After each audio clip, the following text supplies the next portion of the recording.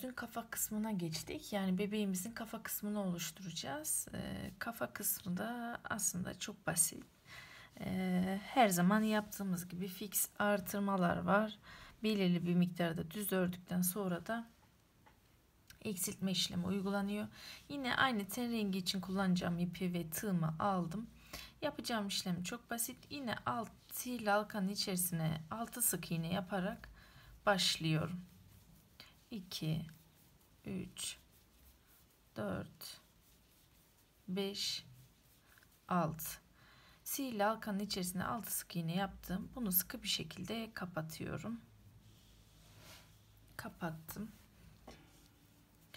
Kapattıktan sonra da hemen yandaki ilmeğin içerisine çift batarak ilmek sayımı 12'ye çıkarıyorum.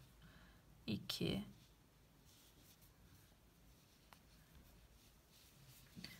3, 4, 5, 6,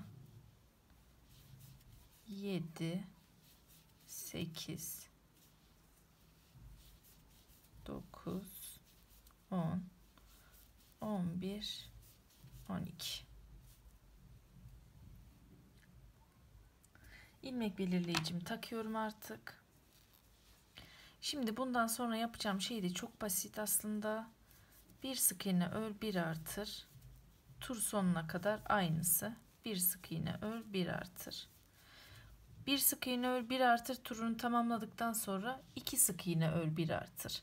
O da turu tamamladıktan sonra 3, 4, 5, 6, 7, 8 sık iğne ör, bir artır. Yani 8 sık iğne ör, bir artır turunu tamamlayana kadar artırmaya devam ediyoruz. 8 turdan sonra yanlış hatırlamıyorsam 48 tane ilmeğimiz olması gerekiyor. Ama yanlış hatırlıyor olabilirim. 8 sık iğne ör, bir artır işlemini tamamladıktan sonra da 13 sıra boyunca düz bir şekilde öreceğiz örgümüzü. Başka yapacağımız hiçbir şey yok. Her turu dediğim gibi tamamlayacağız. Bu tur mesela bir sık iğne ör, bir artırdı. Bir sık iğne ör, bir artır. Yine bir sık iğne ör, bir artır. Yani tur bitene kadar hepsini 6 kere tekrarlıyorum aslında. Bir sık iğne ör, bir artır. Her turda 6 tane sık iğne artırmış oluyorum. Şimdi bir sık iğne ör, bir artır tamamladım. Şimdi 2 sık iğne ör, bir artır. O turda tamamlayınca 3. Biraz önce bahsettiğim sıra 8 sık iğne ör, bir artır artırma işlemini yapana kadar devam ediyoruz. Bu artırma işlemi bittikten sonra da yine söylediğim gibi 13 sıra boyunca hiçbir artırma eksiltme işlemi yapmadan düz bir şekilde örüyoruz. Sonra gözleri hangi sıralara takacağımızı ve işlemesini nasıl yapacağımızı gösterip daha sonra azaltma işlemlerini uygulayacağız. Şimdi artık her turda artırma işlemlerimizi sırasıyla uygulayıp 13 sırayı da düz bir şekilde örüp tekrar burada buluşalım.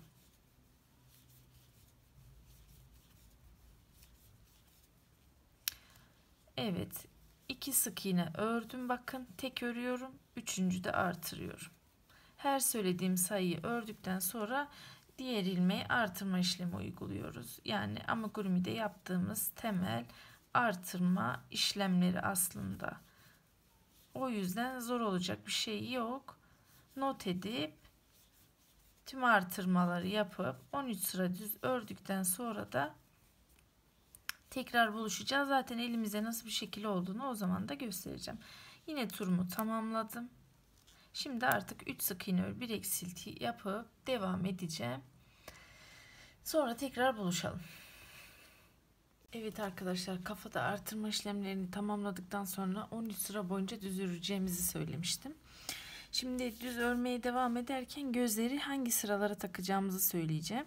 8 sık iğne ör, bir artır yapıp toplam 60 ilmeğe ulaşıyoruz artırmada. Ulaştıktan sonra 13 sıra boyunca düz öreceğiz. Ben şu ana kadar 2, 4, 6, 8, 10 sıra boyunca düz örmüşüm. Gözü de bu düz ördüğümüz sıralarda 7. ve 8. sıralara takacağız. Normalde de galiba 17 ve 18. sıralara denk geliyor. Tam hatırlamıyorum ama düz ördüğümüz sırada 7. ve 8. sıralara, yani şöyle sayalım: 1, 2, 3, 4, 5, 6, 7. Buraya, yani şöyle şu 1 ile 2 arasında kalıyor. Öyle bakalım. 1, 2, 2 3 3 4 4 5 5 6 7 6 7 7 8 tam bu sıra oluyor. Şimdi bu sıraya gözümüzü takıyoruz. Şu şekilde taktık. Ben biraz da elyaf koyup kilidi o şekilde takıyorum. Şimdi örerken sırayı size göstereyim istedim. 13 sırayı tamamlayıp sonra azaltma işlemlerini uygulayacağız. Onu da nasıl yapacağımızı tekrar söyleyeceğim. Gözün notunu düşmüş olalım. Düz örmeye başladığımız 7. ve 8. sıra aralıklarına takıyoruz. Şimdi yine düz örme işlemimize devam edelim. Kesme işlemlerini, azaltma işlemlerine başlayacağımız yerde tekrar buluşuruz. Ayrıca unutmadan gözleri 12 sık iğne aralıklarla takınca ara mesafesi iyi oluyor. İsterseniz daha az mesafelerde de takabilirsiniz. Şimdi örmeye devam edelim. Evet, düz örme işlem sıramızı tamamladık. Şimdi eksiltmelere geçeceğiz. Normalde 8 sık iğne ör 1 artıra kadar artırmıştık aslında. 60 tane sık iğnemiz vardı elimizde. Şimdi keserken 8'den başlamayacağız, 6'dan başlayacağız. Çünkü 8'den başlayınca daha uzun sürüyor kafa kısmı. Burayı kısaca keselim ve istediğimiz sayıya ulaşalım diye 6 sık iğne ör 1 eksiltten başlayacağız. Her zamanki gibi azaltma işlemini uyguluyorum. Şimdi 6 sık iğne ör 1 2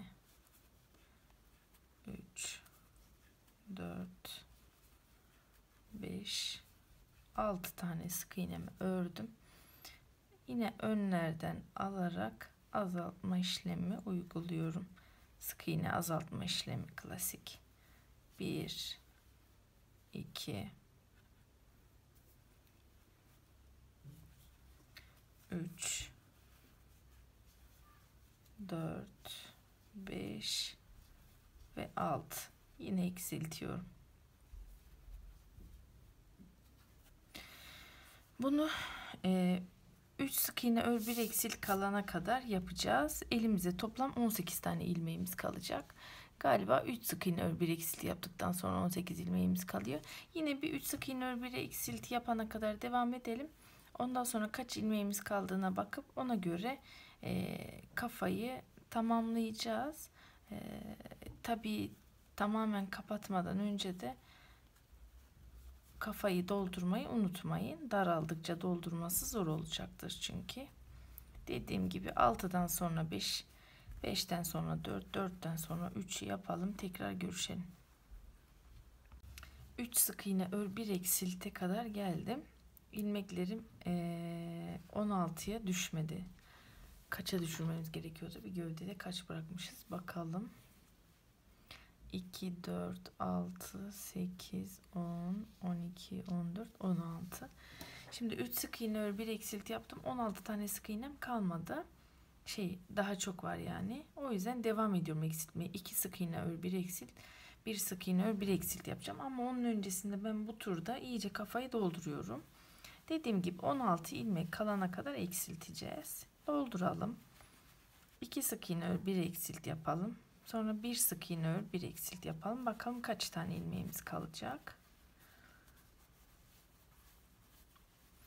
Siz de doldurun. Sonrasında görüşürüz yine. Evet, 1 sık iğne ör 1 eksilti tamamladım. 16 tane ilmeğim kaldı ve ipimi kesip kafamı iyice doldurdum. Bakın kafamızın son hali bu şekilde. Şöyle net görünsün. Şu şekilde kafamızı tamamladık. Birleştirme işlemleri yaparken yine kafada da boyun kısmına tel yerleştireceğiz biliyorsunuz. Gövdeyi daha önce örmüştük, ayaklarla gövdeyi. Tel yerleştirdikten sonra kafayı gövdeye dikeceğiz. Bunu yapmadan önce de yine kulak yapacağım ben. Kulaklarımızı da yapalım. Kafayla ilgili teferruatlarımızı da tamamlamış oluyoruz bu durumda. Bir de gözler iyi dursun diyorsanız üst kısımlardan ipler geçirerek böyle arkadan çekip biraz böyle içe çökertebilirsiniz. Sonra burun işlemesi de keza aynı şekilde buraya yapıyoruz. Onu da yine hep birlikte yaparız. Şimdi kulakları yapalım. Yine ten rengi ipimizi aldık. Kaş süslemeleri falan o artık. Sihirli halkanın içerisine 5 tane sık iğne yapıyorum. 1 2 3 4 5 tane sık iğne yapıyorum. Kapatıyorum. Bir zincir çektim, çevirdim. 1 2 3 4 ve 5 sık iğne de tekrar geri geliyorum. Bunu iyice çekelim. Bu şekilde bir kulak görüntüsünü oluşturacağız. Bakın gördüğünüz gibi. Biraz ipimizi uzun keselim dikiş için. Tamamlamış olalım. Yine 2 tane yapacağız kulaktan. Daha sonra da dikeceğiz zaten. Burun için de işlememizi yapalım hep birlikte. Yine ten rengi ipimizi aldık. Geçirdik. Şöyle ben bir tane düğüm atıyorum. Aslında daha büyük bir iğneyle de yapabilirdik. Kafanın bu boş kısmından giriyorum.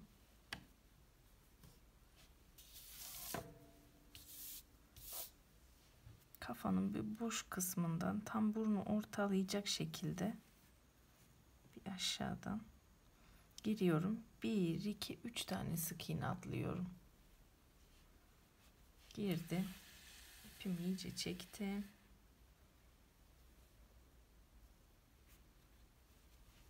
Şimdi bunun altındaki sık iğneden bir çıkayım. Çünkü farklı bir burun yapacağız.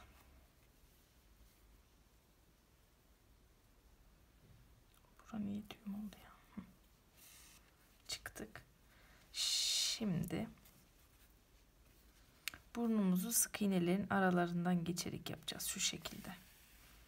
Bir yukarıda, bir aşağıda. Yine bir yukarıda, bir aşağıda. Bu şekilde.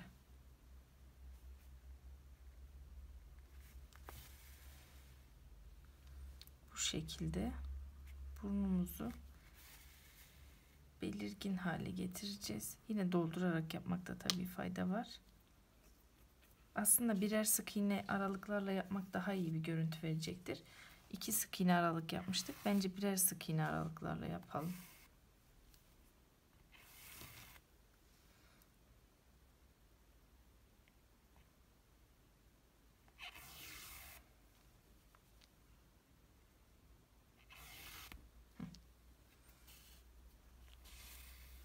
Dilerseniz dediğim gibi böyle, dilerseniz de her zaman yaptığımız gibi klasik burun da yapabilirsiniz. Sizin tercihinize kalmış. Ama farklı olsun isterseniz de benimki gibi yapabilirsiniz. Şimdi tekrar bir ipimizi geçirelim.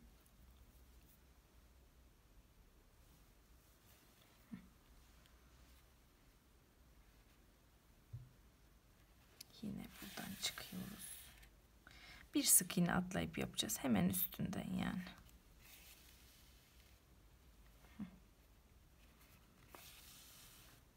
Diğer burundan sık iğne yine aynı 3 sık iğne mesafe kalana kadar o tarafa doğru gidip burnumuzu dolduralım. Sıra sıra.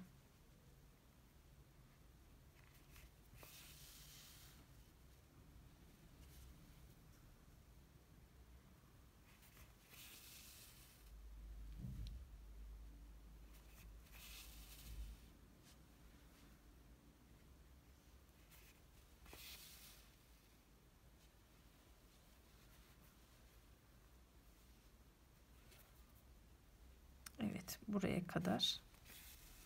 Yine aynı mesafe kaldı burundan. Şimdi devam edip bu tarafa doğru gelip burayı düzleyeceğim. Daha düzgün bir görüntü olsun diye siz de aynı şekilde çalışmanızı yapabilirsiniz.